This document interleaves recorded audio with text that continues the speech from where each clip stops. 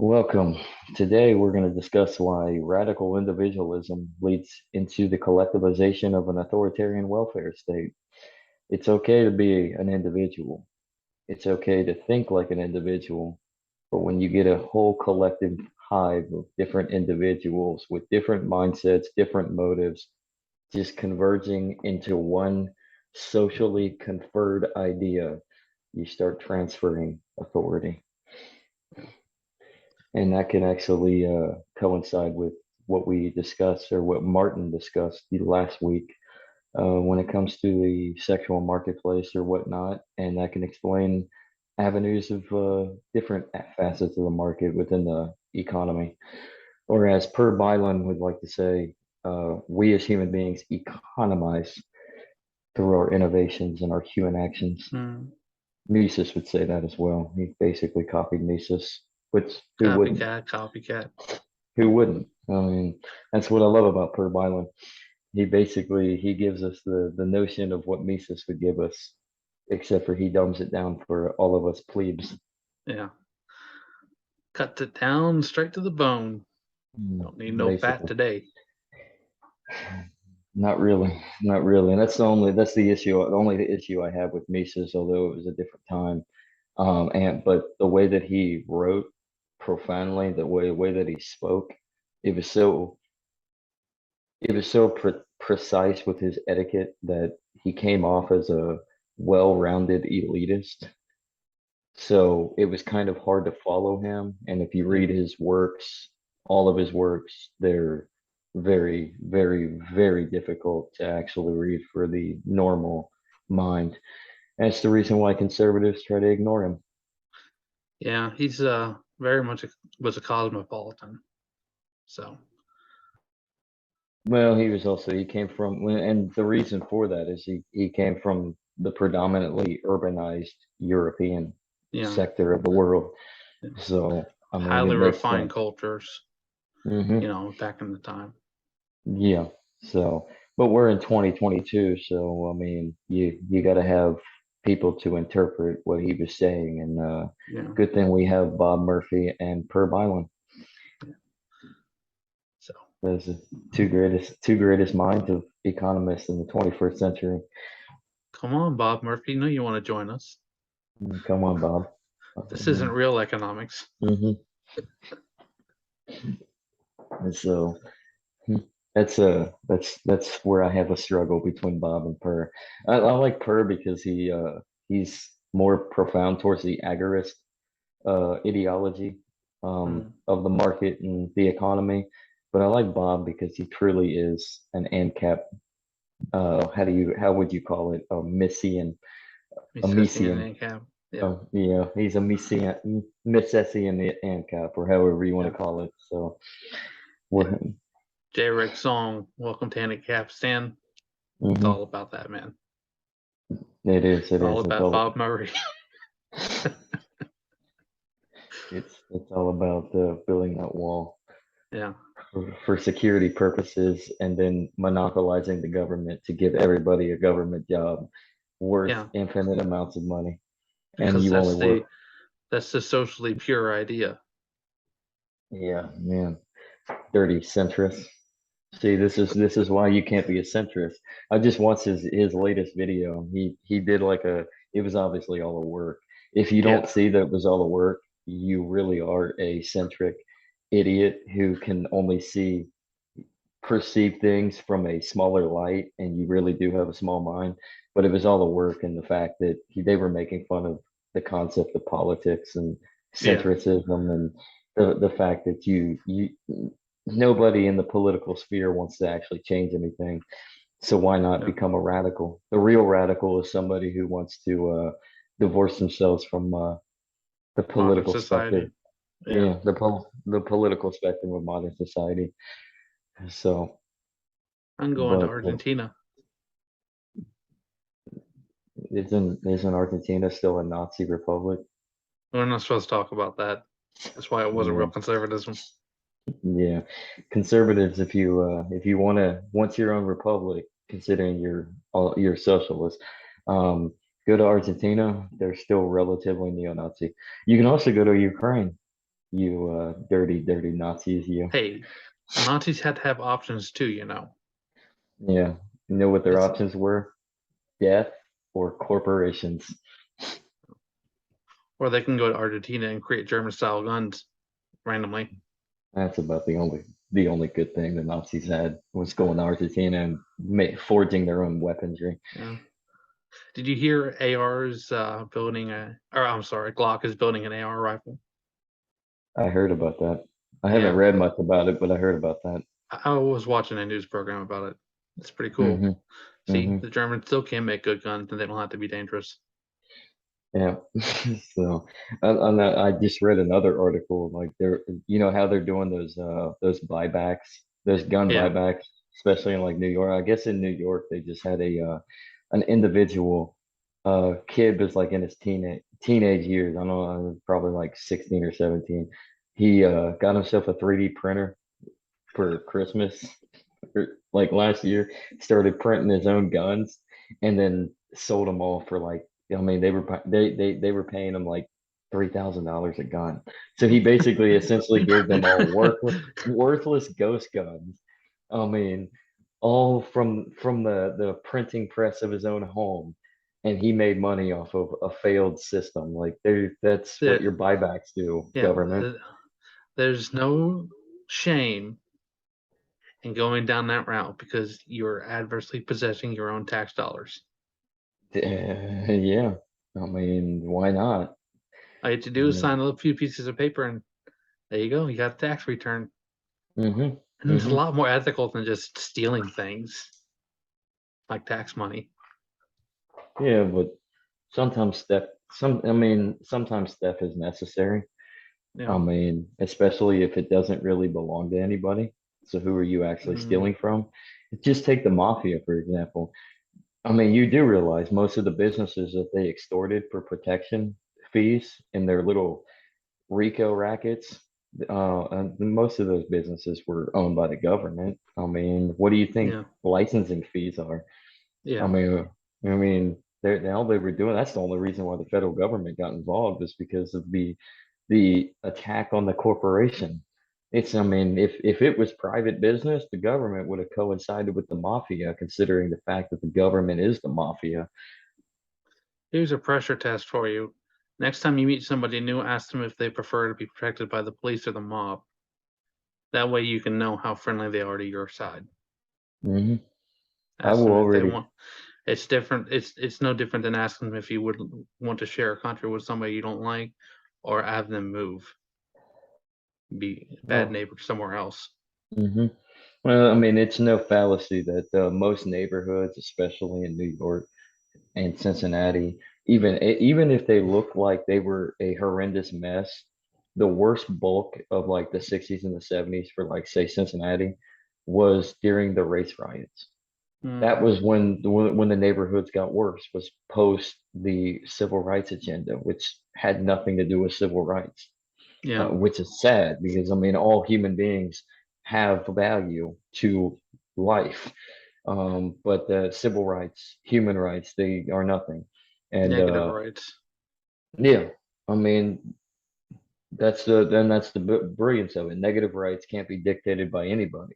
I Yeah. mean, no individual, no institution, no groups of individuals can tell you how and what you do with your own life and how you live your own life. I mean, but nature can. I mean, Yeah. if you are a bad neighbor, as you just stated, then you will most likely be eliminated. I mean, plain and simple. Okay. Take North Korea. Okay. Say North Korea is a bad neighbor, and they don't respect your rights. They don't respect your privacy, your ability to have your own emotions. And this is like what I was talking about on Twitter the other day.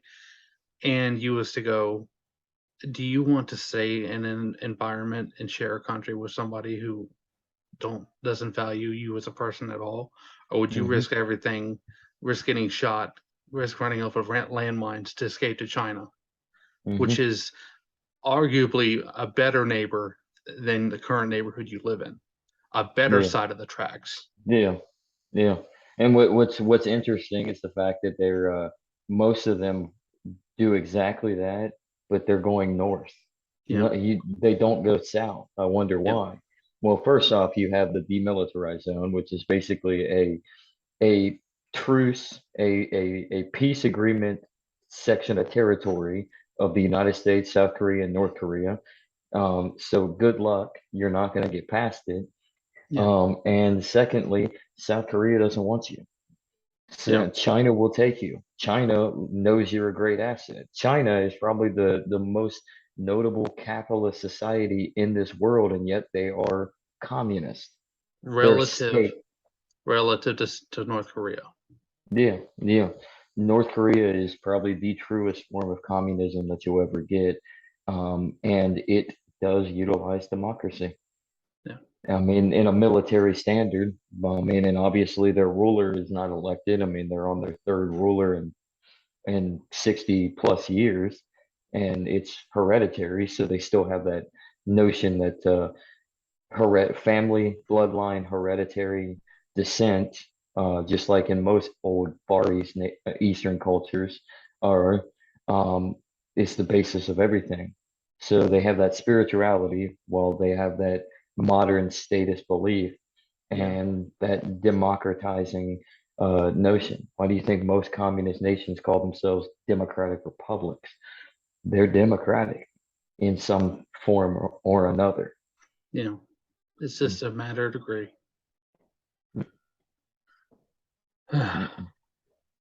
It's sort of like with the we were talking about the sexualized marketplace. I mean, it has probably become more democratic than anything. And whether you say that's a good thing or not, I mean, certain aspects are great. It certainly frees up the movement for a certain set of individuals.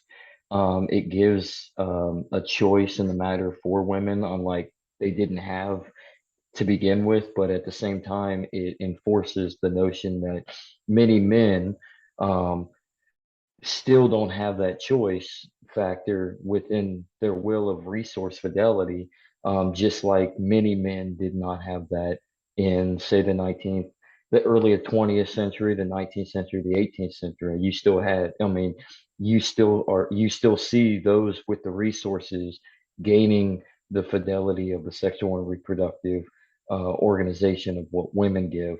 Um, Yeah. because it's all based on that compromise, that economic compromise. Now, I Yeah. think it's become a little bit better on the sense to the point where there is a choice in the matter, and there is an ability for everybody to dictate the manner of how they can get by. But as everything becomes so expensive, as the market, in its realest fullest extent, becomes deflated, and government control and welfare as policies are enacted, you're Yeah. going to see a lot more freedom, eh, as you are Dissipate. already seeing. You see a lot more freedom dissipate for one section, while more freedoms are guaranteed for another section of the populace, even when they don't have any real freedom. Yeah. And thus, you're going to also see a lot more. I mean, as you decentralize the sexual market, you see a lot more rape, right? Yeah. So, I mean, that's another I mean, you've facet seen of. a lot of what is traditionally out in a legacy system would be Hmm. considered social pollution, but that it's Hmm. been turned on its head, and that social pollution has been enabled and Hmm. encouraged by the sexual the deregulation of the sexual marketplace, because there's no Hmm. centralizing factor to prevent. There's no social pressure Hmm. to prevent that sort of behavior. Hmm. And I'd like to say this. I mean, no disrespect to Martin and his perspective and his opinion, but I agree with Arvin in his book Pullout when it comes to this section of the market. And that's what the world is. The world is one big market, including the sexual and reproductive market.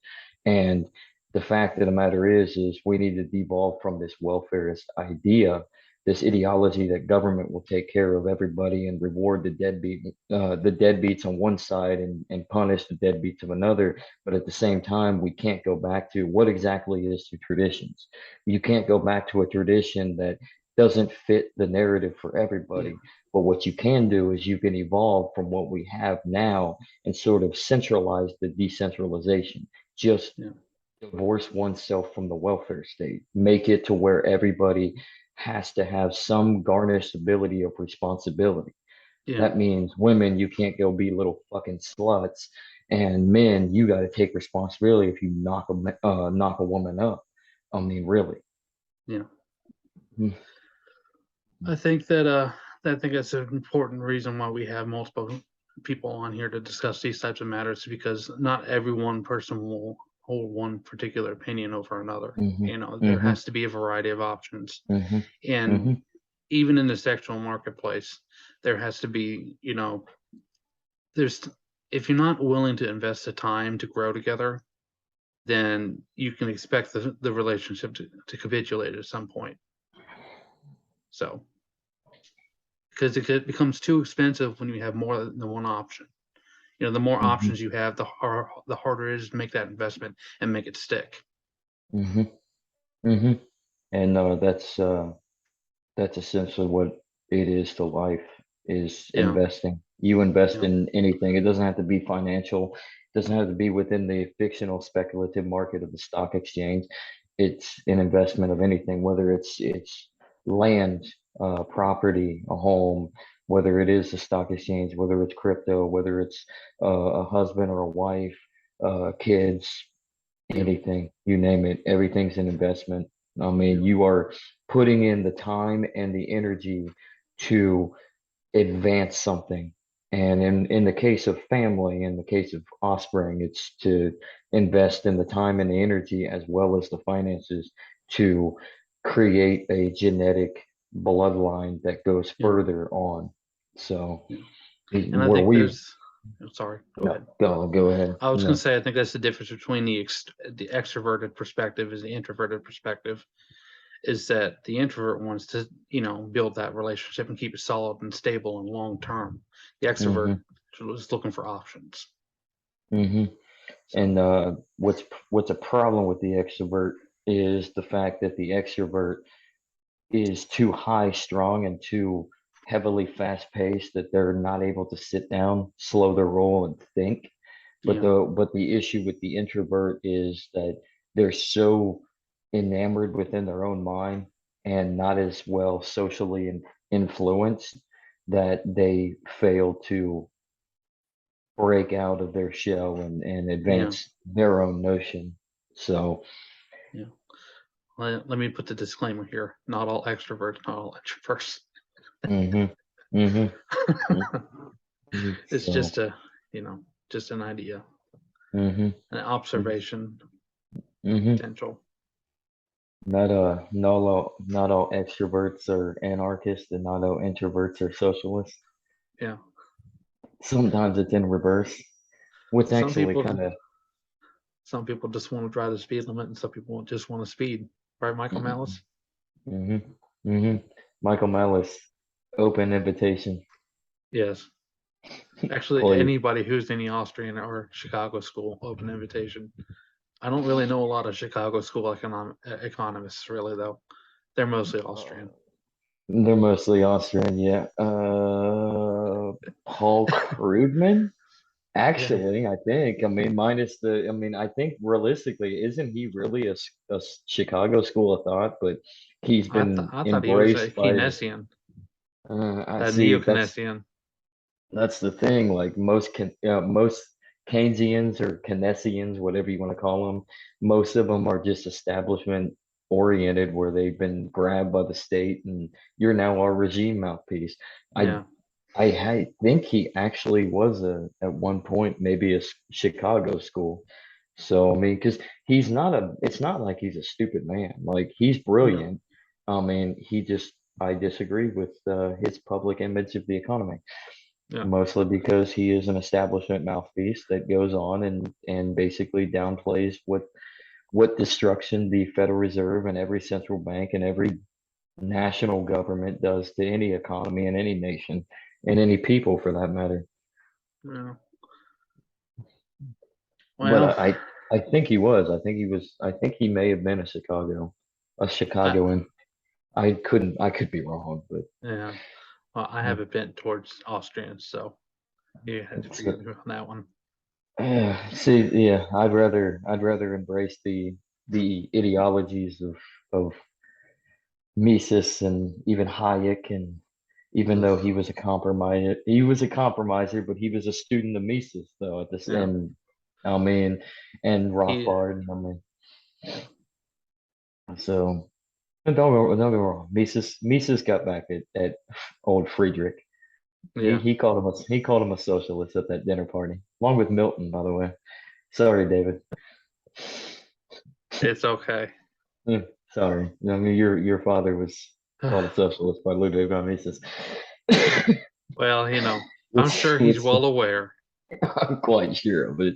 I like Milton Friedman, but I just disagree with those aspects Yeah. because the only thing that I have an issue with the Chicago school is it's too minarchist.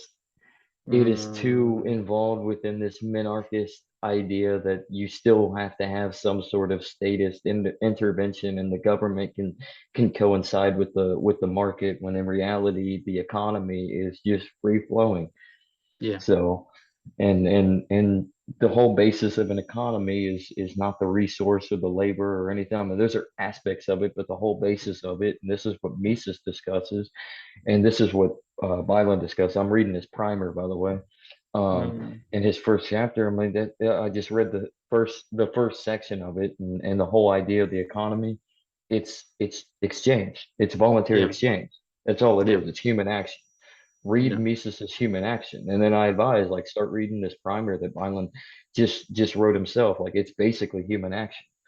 It's just in a more consortment of easier read, Yeah. basically, in my opinion. Yeah. The language is just more agreeable to the general population. Yeah, exactly, and it's human action and interaction upon the means of exchange, Yeah. voluntary. I mean, there's no involuntary coercive action that an economy needs. There's no regulation that economy needs. There's no intervention. I mean, if you stay out of the market, you will see freedom arise. Yeah. And that's really economics is not this is not has nothing to do with psychology. They're Mm-mm, totally different environments, two totally different fields of study. You know, uh, economic study is about the choices that we make, not what we in real time. mm-hmm. Psychology is the study of what we think we're going to do and try to plan things out in advance. So that's where this Much. like I don't remember Mm-hmm. exactly the is a rap on it. It sounds weird. It's Keynes versus Hayek. He says, the economy isn't a car. You can't just, fiddle with it and get it to work again. It's organic.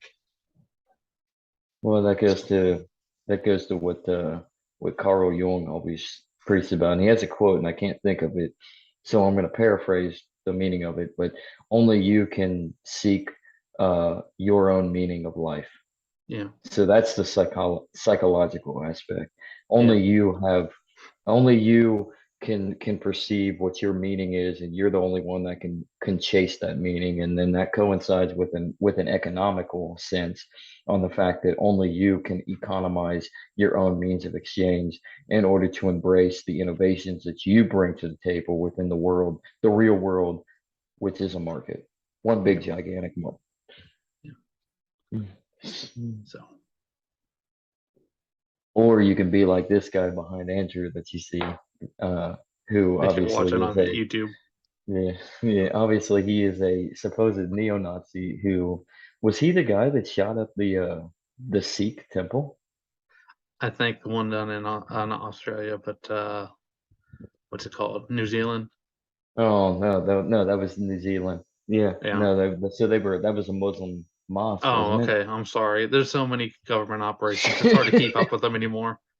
I thought it was well, maybe it was. Maybe it was a Sikh. I don't know. Who knows? This Maybe it is was what a Jew. happens when. Oh, it was a Jewish synagogue Oh, in New okay, yeah, Zealand. that makes That's sense what it for the was. picture.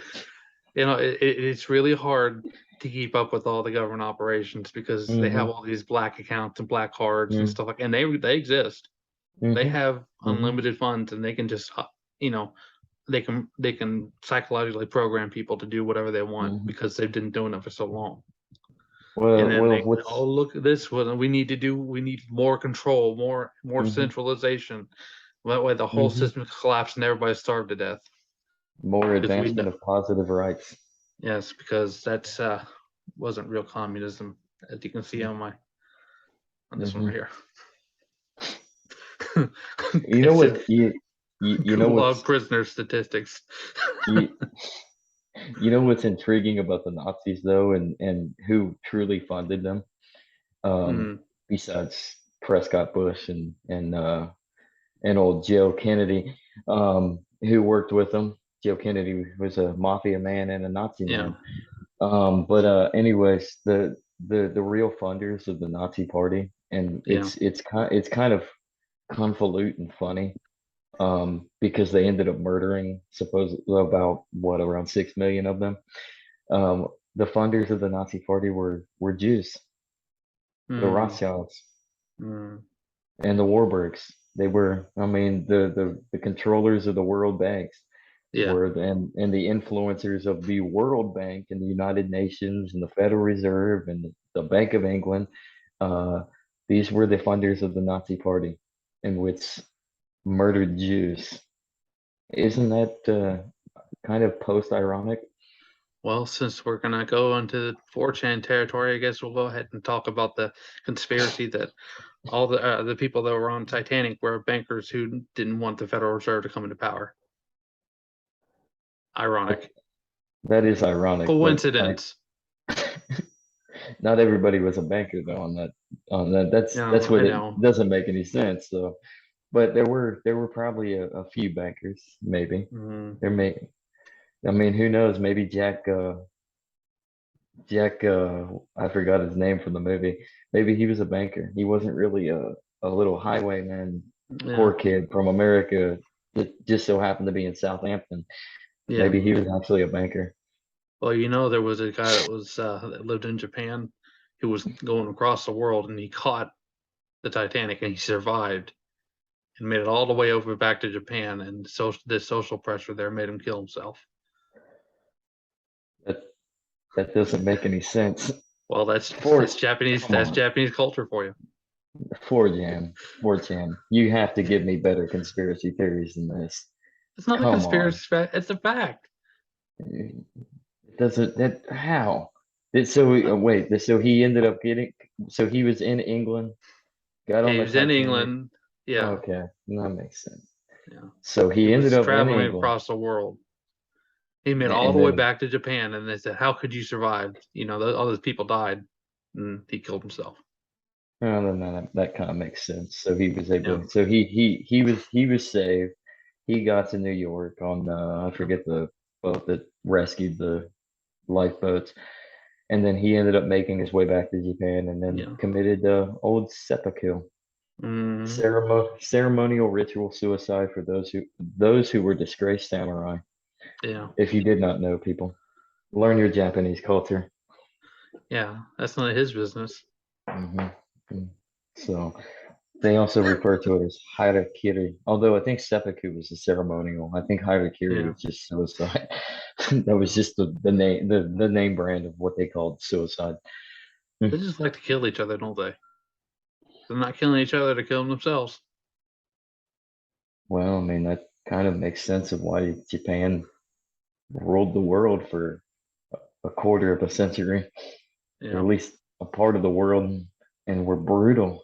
They were brutal about it. And then in order to protect their stake, they were brutal against those against them while killing themselves. yeah. Well, All power is power. You want to keep it, right? hmm hmm It's like a drug. So it is. And I mean, the thing about Imperial Japan was the power was within the military. So, I mean, the samurai kind of won, even though they were effectively dismantled. Yeah, The code of Bushido was kept, and the military was the might of Imperial Japan, and the emperor was more so just a ceremonial god king, just to keep the populace in line. yeah, I mean, and the parliament and the prime minister didn't really have any real say. I mean, it was the military, and then you had the emperor. yeah. So keep the people happy, keep the military happy, keep the politicians. flooding in with all that resource money. And if you've ever read Hans Hermann Hoppe, you know that it's pretty obvious that people want a king. They want somebody to look up to and idolize. I mean, Yeah. look at the Queen of England just passed away. hmm hmm Yeah.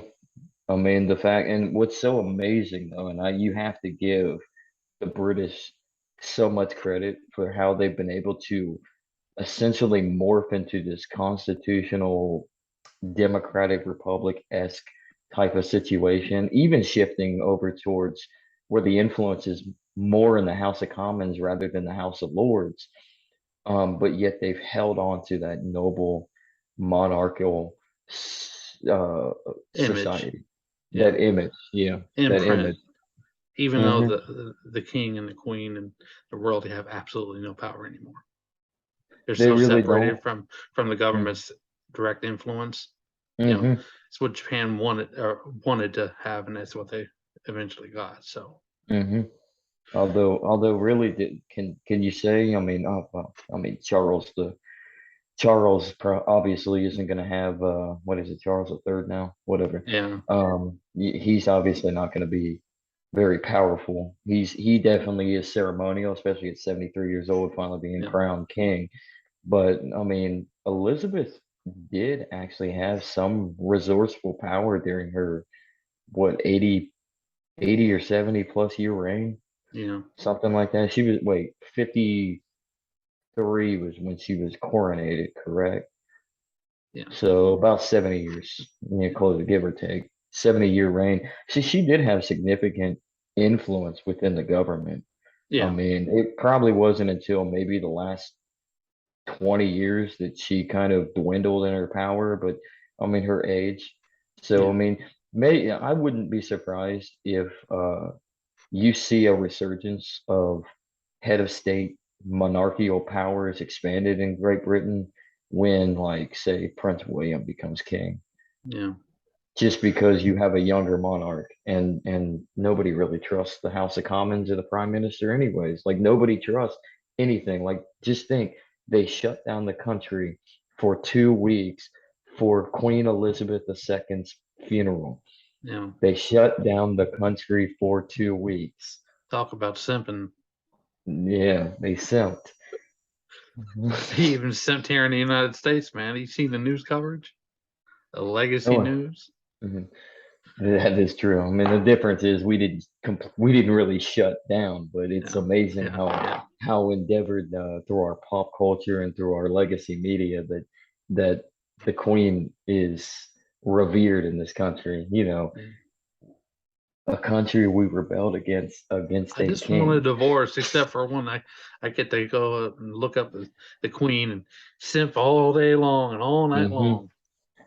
Which So I mean, it's interesting. I mean, don't get me wrong, it's kind of cool yeah, to look into that history and but to actually revere them, it's kind of stupid. I mean, yeah, and just think how enamored of our culture to revere a king or a queen or a royal family from 3,000 miles away across the Atlantic Ocean of a mm, nation that we rebelled against to smash the king, to divorce from the king in 1776, and that yet was the uh, Constitution. maybe it has a little bit of something to do with the enamoring effects of welfarism Yeah, because they are the biggest tit suckers of the international world. I mean, who do you think pays for their ceremonies and their wealth and their big trips and their hunting trips and their how many castles do they own? About yeah. 5 or 6 See, taxpayers. we're gonna get a divorce here, and we're gonna establish the Articles of Confederation. Man, I really miss having a king. We should have a president instead. Every 4 years. What do you think? hmm No, No, I think that's fantastic. centralize the Articles of Confederation. Now we have a kingdom. Exactly. And what's funny is like George Washington, even though he supposedly he didn't really agree with it, but at the same time he agreed with it, Yeah, and he wasn't expecting. He didn't want to be the president, but yet he wanted to be the president, and he yeah, struggled with what they wanted to call him. And eventually it came about like, well, how about Mr. President? Yeah. That's fine. Well, well, Mr. That's President, we had to take respectful. a break. We'll be back in just a minute.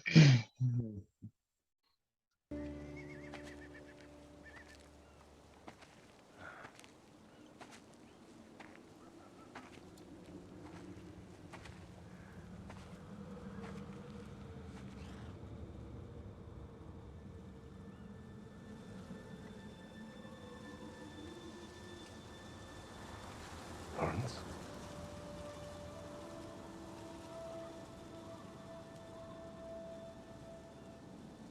What is all this? This war? Was it a mistake? Was it greed? Is that what you're trying to tell me? Answer me. Damn you! I have done everything you ever taught me. Tamed my temper. Became a gentleman. I sought opportunity. I've climbed and clawed and fought. And now I'm respected, feared, hated, and worshipped. But for what? I am not who they think I am.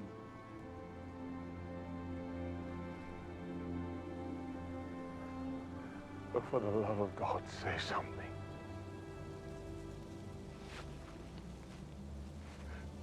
Please. As always, you ask what I would do, and I will tell you what I would not. I would never spare a murderer. Nor lose Long Island, nor retreat at White Plains, nor be outflanked at Brandywine.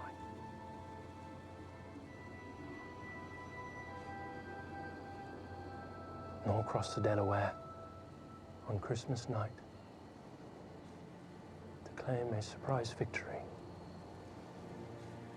Nor let a campaign against the mightiest empire on earth.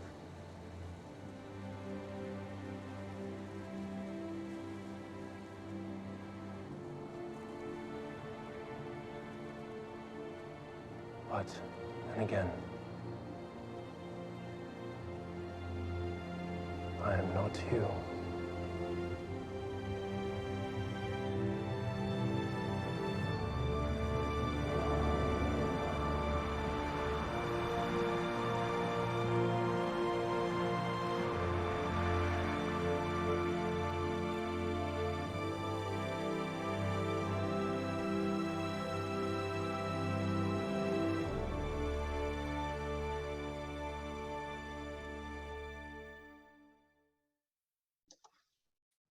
Dun, dun, dun, dun, dun, dun, dun, dun, dun, dun. Morning, Mr. President. Good morning. We're back. We're Yeah. back. So, I was thinking about what we were just talking about, the sexual marketplace and stuff like that. And, well, think about it's an old movie, but The Music Man, how conservative and laid back, but at the same time, he was a little more risky and, open minded. Hmm. How the times have changed, and now, it was talking about.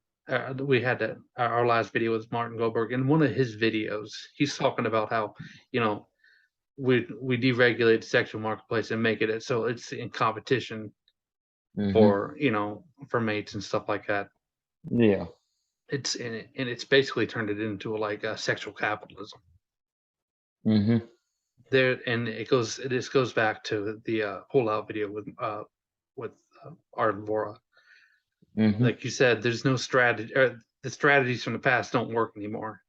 No. So if you want to have these, you know, the same ideas from the past, but at the same time, we we're living in a modern society. Like you said, we do need to create new strategies, and I think that's what a lot of that this last video was talking about. Hmm. Well, that takes me to a quote from a John Wayne movie. I Yeah. actually have a quote book, everybody. The ultimate Brilliant, John Wayne. actually. It's the ultimate John Wayne quote book. Yeah, the But quotable Mises of John Wayne. John Wayne had some great has some great quotes out of all of his movies that have bring meaning to a lot if you really look into it, even Yeah, if they don't have a meaning. But to go to what you're saying and about that, and especially within this decentralization aspect and this not looking into the past, I mean, John Wayne has a quote, and I believe it comes in the movie In Service to His Country, war movie, of course. All battles are fought by scared men who'd rather be someplace else. And yeah, there's truth to that because every battle that is fought, no matter whether it's on the realistic direct front line or whether it's indirect and through a battle within an aspect of culture, everybody is scared of something. In yeah, this case, everybody is scared of change. yeah, And so when you fight a battle, you got to acknowledge the fact that there's going to be some fear factor and you have to break through. I mean, it goes back to I despise this man and I understand what this quote really meant when he stated it in a speech in the 30s. I think it was his inauguration, his first inauguration. But Franklin Delano Roosevelt, there is nothing to fear but fear itself. And as much as we despise that man, that quote should have some level of relative semblance because yeah, there's nothing to fear besides what we create that is fearful. Now, yeah, obviously, he meant it in another interpretation because he wanted to create that fear in order to expand the welfare state and bring communist utopia to the United States because he was a communist. And so yeah. was Teddy Roosevelt, by the way. Um, although Teddy had some good aspirations to certain things. He was a little But bit of everything because he was a y- progressive, yeah, left and yeah, right but progressive. yeah, but at the same time, he was still a progressive, and Yeah, progressivism doesn't bring progress. Um, but that's the aspect. Like to fear something it shows so much more bravery than anything because you're willing to fight that fear. yeah, But at the same time, you can't be fearful of anything but that fear. So it goes to that John Wayne quote right there that I just spoke, and I'll say it again. All battles are fought by scared men who'd rather be somewhere place else. yeah, And it sums it up like that. You can only fear what is initially just the fear itself. yeah. Other than that, we can get past it. See, and like your point made about Teddy Roosevelt, the guy got shot, continued to have his own speech, and he just kept talking and talking. He's sitting there bleeding, getting shot. He didn't care. Hmm. Hmm. And And the what's quote from interesting? John, oh, sorry. Oh, I said what's interesting about that before I started to cut you off. But what's interesting about that is when he got Yeah, shot in the chest. He just talked. What saved him was a little booklet that was in his pocket. And he they took him to surgery, and I think he still had a chunk of that bullet that they just left in his chest. yeah, Sort of like Andrew Jackson when he got yeah. shot in a duel. So Yeah, the other thing I was going to say is with relative to the John Wayne quote, it said reminded me of female empowering white knights, people mhm. who say they can't do anything wrong just so they can have a little sex. So There's a lot of that, and a lot of John Wayne. It's yeah, insinuated. There's no yeah, sexual content in many of his movies, but there's a lot of yeah. that insinuated. I mean, John Wayne always gets the girl by the end of the episode or end I of the think movie. that's just a part of Yeah. the formula, man. Just like Hmm. James Bond. Yeah, yeah. It's just like McClinic, which I absolutely adore this movie. I think this is one of the best films ever. And but it's essentially it's about and this is what I like about it too. It's about a dissolved marriage it's essentially about a dissolved marriage that has never been picked up. But by the end of the movie, him and Maureen O'Hara, who play the lovely couple, they were brilliant together, especially in The Quiet Man. But they worked well together. But by the end of the movie, they kind of reconnect and reunify. as husband and wife. So it's kind Yeah. of a good feel good movie on the simple fact that they go through this conflict. As they reunite, they haven't seen each other. She's been back east. He's a cattle baron that basically runs the town. The town is even named after him. I mean, John McClintock, I'm sorry, most of his movies he goes by John. G.W. Mm, G.W. McClintock, George yeah. Washington McClintock.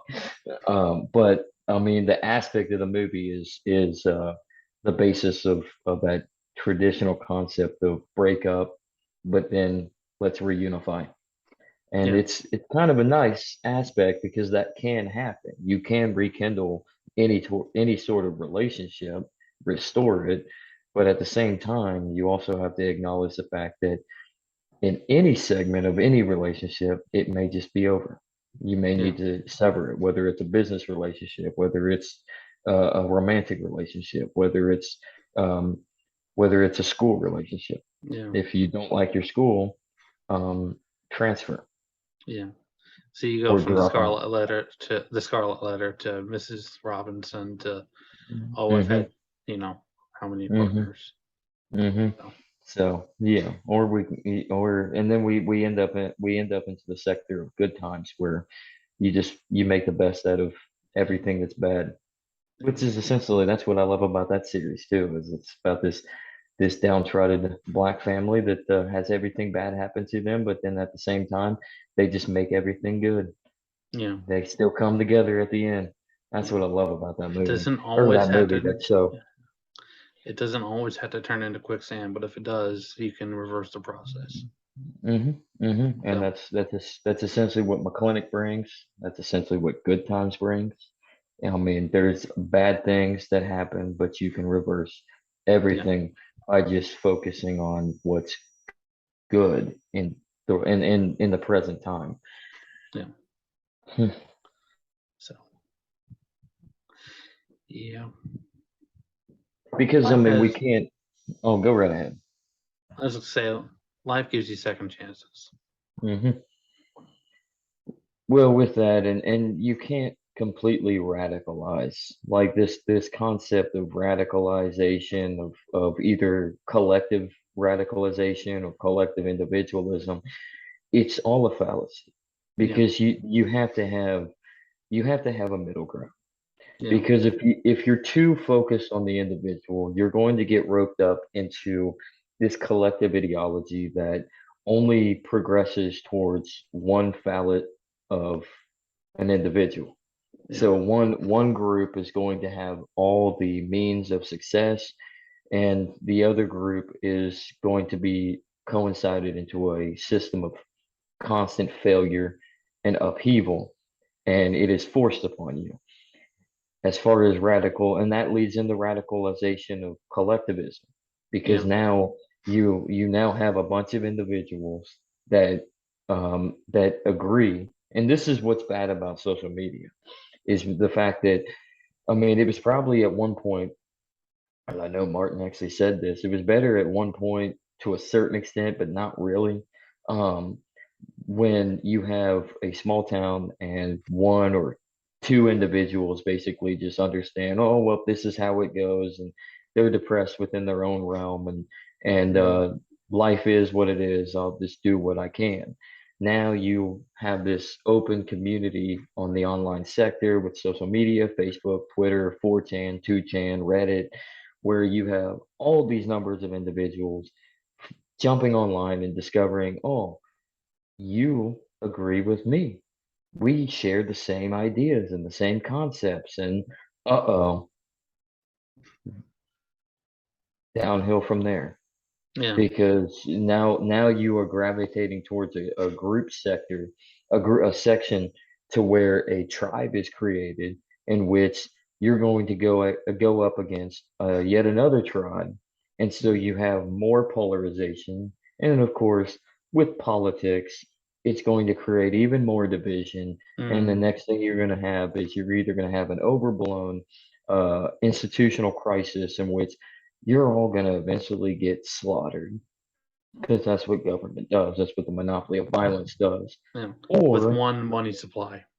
with one money supply, exactly. And it doesn't have to be a one money supply with a central bank. I mean, we Yeah, proved that before the Federal Reserve System was put in place. I mean, look at the Civil War. I mean, the greenbacks. I mean, that's the whole reason why they had to reorganize as a corporation. The federal yeah, government, after the Civil War, owed way too much money in debt to supply and pay for that war, an invasion of the southern states to other independent private bankers. yeah, And thus, that's set up for the public yet private contract of the Federal Reserve so that the federal government didn't have to owe all these private bankers, and then these private bankers with their little cabal could have their friends in power, basically. I yeah, mean, sum it all up. But that's basically where this individual radicalization of collectivism comes yeah, about, is creating communities that are well exposed into an era of just too much yeah. polarization. There's just some people who just don't care about, this social pollution. Well, there be some people that do care about the social pollution. There will Mhm. always be people in the middle who will work with both sides. That way, Mhm. you know, uh, there's Mhm. never direct contact between these two warring factions. You Mhm. know, there was a Star Wars movie that came out. I think it was like Episode 8 or whatever. And they had that guy who was a black marketeer. It's like Han Yeah. Solo, but like he worked on both sides. He didn't care. He was the Mhm. middleman. He provided information for both sides, and Mhm. that's why we need more than one money supply. Is because if you have more than one money supply, then there's a lot less room for risk and conflict Mhm. because there will be people who just don't care about social norms, social pollution, and social purity. Well, I mean, and it's not the fact that we need one money supply. I mean, we probably could utilize.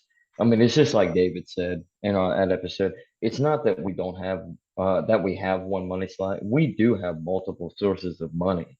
It's Yeah, just it's all tied to the dollar.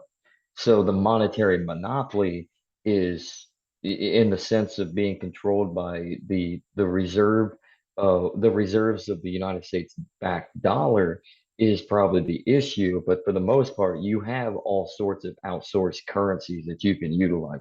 You can go into the crypto market. You can utilize that as a means of exchange if it works for you. Some of them yeah, don't. Some of them are too far back by the speculative market that they probably couldn't be utilized as a medium of exchange. You could divorce from the dollar and utilize the pound if you wanted to, or you could utilize the Canadian dollar. I yeah, mean, you could go down to Mexico and utilize. I mean, along the border, they probably prefer dollars, yeah, but you can maintain the peso and be well, shit. You could be so rich. You could take $5,000 down to Mexico and be relatively well off in the peso. I think $5,000 is like six figures down there. yeah, yeah, I mean, I'd have to check to make sure, but I mean, the fact of the matter is there's other avenues that you can utilize.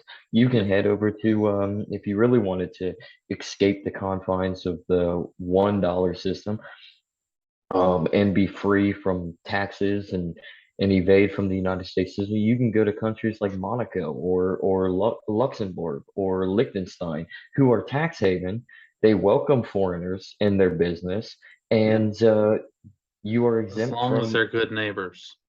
Well, yeah, as long as they're good neighbors, especially in Liechtenstein, but especially in Monaco, Yeah, which is actually a monarchy still. yeah, I mean, you could go to Dubai or even Qatar or the United Arab Emirates. Actually, I think yeah, Dubai is the largest city in the UA. yeah. And never mind. Never I guess mind. it's I guess it's best to find a district where you can bribe the officials so you can practice your negative rights without having to suffer significant consequences. That's called nomadic capitalism. Yeah. Thank you, Henderson. We love you.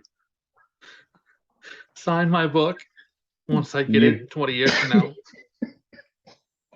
utilize utilize it. That's two aspects of what you can do, especially within the aspect of capitalism, is you can utilize the system for what it is, and you can float around, and you can do what Mm, Andrew Henderson discusses within his books and his YouTube yeah, feeds, or you can build something anew.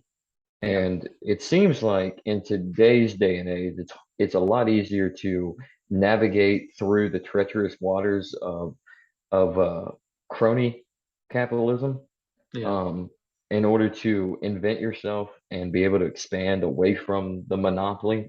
But eventually, that's going to get old, and eventually, that's going to supplant you face first in the dirt, because that the cronyism cannot be sustained, and and there's only two things that occur when cronyism is all over the place.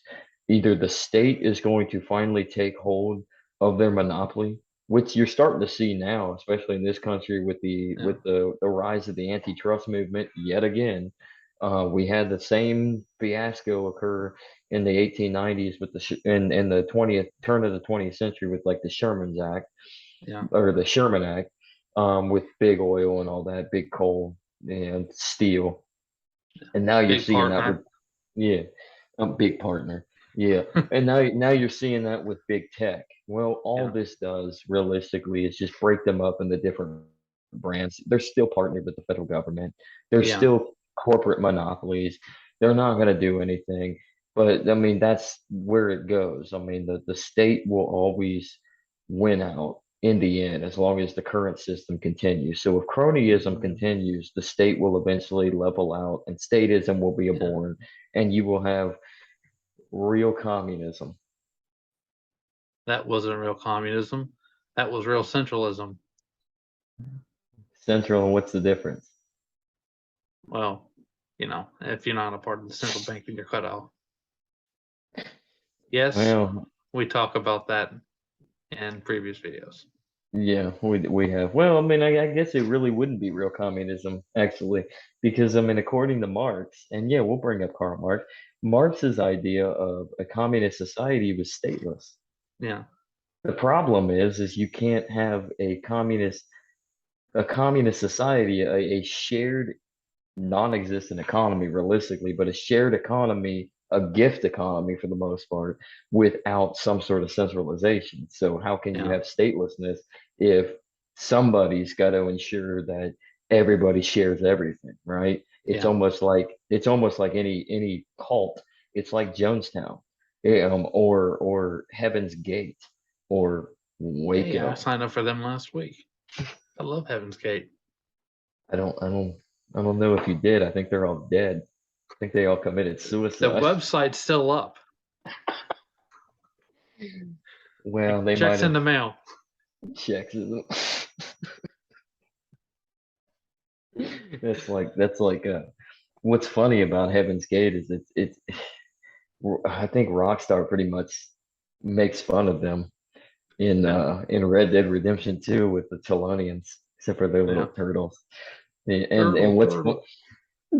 third what's funny is if you actually if you go up in the town in reminiscence, New Orleans, it's called Yeah. Saint Denis, uh and you go, if you go to this park, you'll meet this Chelonian observer. He's like Mm, this marketeer, and he advises you to join, and you can pay for like a book and read it. It's kind of funny, and then you can go after you meet him. You can actually go up to the cliffs up to the north of the state, New Hanover, and you'll meet a group of Chelonians about ready to do their ceremonial plunge, and you can follow them. They're like, "Chill for Chelonia," and then one by one they just jump off a cliff. yeah. Well, I guess it's better than feeding grandpa fish and then going up and jumping off a cliff. You have no idea what I'm talking about, do you? No, I don't, but Final that's Fantasy hilarious. VI. I haven't Stella. played Final Fantasy VI You haven't actually. played Final Fantasy VI? No, Oh no. man, it's a very powerful scene. I played 7 and 8. Well, 3, 7, and 8, and 13, long time Yeah, ago. That's yeah. about it. I haven't played 6. I've heard 6 Six is really good. six is like the epitome of the 2D era. So you definitely should play it, man. I Oh, played it multiple times. I've only beaten it mm-hmm, once. mm-hmm. So What do you play it on? Emulators, PlayStation uh, 2, I played PlayStation. on Super Nintendo when I was a kid, and I just kept either I'd lose the save or I play it on emulator and I'd accidentally Mm-hmm, delete the files or something like that, the hard drive mm-hmm, die. But I finally beat mm-hmm. it a couple years ago, and That's the only it's problem with emulators is you got yeah, to have a really strong hard drive yeah, as well as a modem and a yeah, lot of RAM if you actually want to play. yeah, Otherwise, but yeah, I'll have to find it yeah. and play Because it. Final Fantasy VI is related to the story of Final Fantasy VII. It's just in Hmm. complete reverse. So That's what I've heard. I've heard 6 is basically 7. It's just, yeah, or actually, technically 7 is basically 6. But there's a breakdown yeah. of it, but I won't send it to you until after you've beaten it. So Hmm. So and yeah, then no. four is kind of related, but it's not as consistent. So Mm-hmm. It's unique how a lot of these games are pretty close. That's what I've heard. I've heard like 4 is somewhat significant to 7, and 7 is basically 6. And then if you actually play through 13, 13 is pretty much 7, but yeah, rehashed. I yeah, mean, for the most part, and God willing, like that, the reason it is because 7 is the most popular game, of course. But it mm, is. I mean, if you play through it, it's pretty much 7. Um, haven't beaten that one though. My game died. It fried. yeah, Probably because of all that memory. I mean, I had it for 360, and it took like 4 discs. No, 3 discs. yeah. Yeah, and Isn't 13 the one with lightning? yeah, Lightning. Yeah, Lightning's basically the female version of Cloud. yeah. So Yeah. I definitely feel like I won't play. It's kind of like Gears of War. I don't think you're on PlayStation now, but Mm-hmm. Gears of War they jumped from a male lead to a female lead. So I still Did like the they? game. It's a great game, Hmm. great series. That's hmm that's sort of like Mass Effect too. Now that Mass Effect is basically cross-platform since Yeah, Andromeda, and I guess they did the same thing, didn't yeah, they? Like Andromeda, you got to play as a female lead, like actually a female lead. Like it wasn't yeah, switch like you could be male shepherd or you could be female shepherd like the original games. Like it's literally just like it's like a two-player, two base, like you have a female lead and you have a male lead or something, which yeah, it is what it is. I heard GTA 6 is going to do that. It's going to have a female and a male lead. You play as two players, two characters again, yeah. just like in GTA 5, except for this time where you play as three, but this time it's a guy and a girl, Why something do they like always that. have to have such awkward camera angles? I don't know. It's I just don't like know. anime. They always do that too. So So, what's cool though is, and you'll get a trip out of this one. GTA 6 supposedly in Vice City. yeah, that's what I heard too. Yeah, that's I didn't that's watch the almost leaked videos, but it's going to be interesting to see what happens. So it will be. It almost makes me want to actually get back into GTA and actually play it because I mean it's been a long time since Vice City. Like they yeah, came out with San Andreas after Vice City, and then they went back to Liberty City with the expanded story of GTA 4 and Nico, and then of course the episode DLCs.